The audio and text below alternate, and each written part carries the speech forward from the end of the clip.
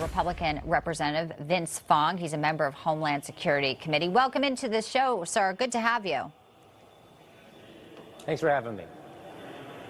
So President Trump had wanted 18 months clean, but the pushback, now we've got a 10-day FISA. Senator Rick Scott of Florida Sunday says it needs common sense reforms. He cites Operation Arctic Frost, saying if the FBI can target a senator, of course, why couldn't they target Americans under the way it's written right now? Do you support reforms right now, or are you okay with the way it is? Well, we need to extend FISA. It's a critical tool for our national security agencies to protect Americans. Certainly, we need to, as we debate additional guardrails, we're going to put those in. There were 56 reforms that were put in the last time FISA was reauthorized. Those are critical in protecting Americans. But the threats on America are very real. As someone who serves on the Homeland Security Committee, we get these briefings, whether it's Iran, whether it's China, whether it's Russia, whether it's the cartels. We have real threats that threaten America, and we need to give the president and his administration every tool possible to protect Americans. And this is not an academic conversation. These threats will affect the safety of all of us, and we need to make sure that these tools are available, and we can't let FISA expire. All right, well, there's 10 days until it expires, so hopefully there can be some common sense, I guess, discussion here. I want to ask you now, speaking of time, it's been 66 days, sir, since the Department of Homeland Security has been fully funded.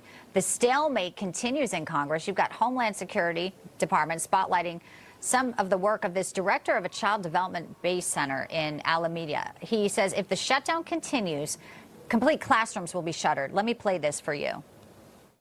I know that some of my staff have personally increased their hours at their other jobs right after their shift in order to make do. It has been difficult for the teachers, especially because we constantly have to keep our heads up, especially for the children. We can't think about the struggles outside of these walls. My biggest concern is for the teachers. If they do call out and they're going to have to miss work, we're going to have to shut down classrooms.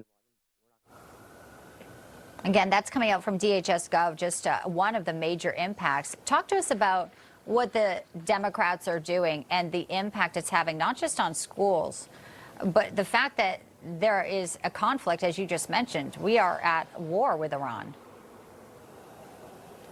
Well, this is probably the most frustrating thing right now. We have Democrats in the Senate that are playing political games, that are holding the Department of Homeland Security and their staffs hostage to pick and choose the agencies that they want to keep open and closed. And that's not how the Department of Homeland Security operates. The Department of Homeland Security was created right after 9/11 to prevent another 9/11, to ensure that every agency that is tasked with protecting America is coordinating, is sharing information, is sharing intelligence, that it's not operating in silos, and their sole mission is to protect America. So, because the Democrats in the Senate are engaging in this political brinksmanship, we have to do our job and govern and to open the Department of Homeland Security in the most responsible way. So we are going to use the reconciliation process, we are going to use the appropriations process, and we're going to open the Department of Homeland Security as quickly as possible.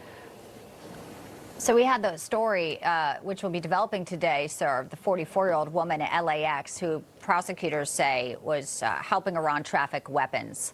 So that's at an airport. You also have a major port in California as well. So talk to us about some of the vulnerabilities you see and why it is so urgent right now, especially when we see stories like this and the potential for sleeper cells already here.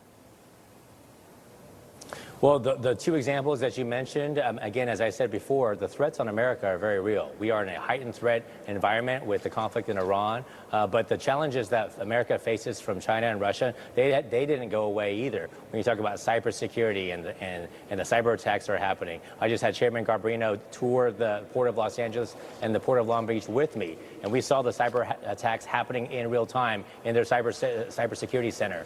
So, and you have 18,000 people people came into this country illegally, when you look at the most recent reports, that have ties to terrorist organizations under the Biden administration. This is unacceptable. This is why we have to have the Department of Homeland Security fully operational. We have to find these individuals. We have to make sure that they're not in our country. We have to harden our infrastructure. We have to protect America at every single level, from the local, state, and federal level. And this is why reopening the Department of Homeland Security and fully funding them is so critical.